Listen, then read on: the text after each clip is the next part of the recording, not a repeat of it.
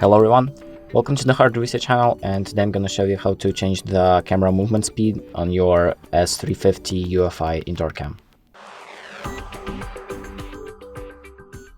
So the first thing we're going to do is open up our UFI app and then find our camera. So what you're going to do is go to the devices, and if you already have the camera connected, you should find this tab right here.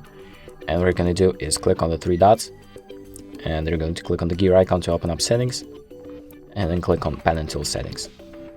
And here you have the pan and tilt speed, and basically here you can adjust the speed of the camera rotation. So you can change it from the slowest to the fastest, and as you can see, if I click on fast, it's faster by a lot, and if I change it to slow, the camera movement is really slow.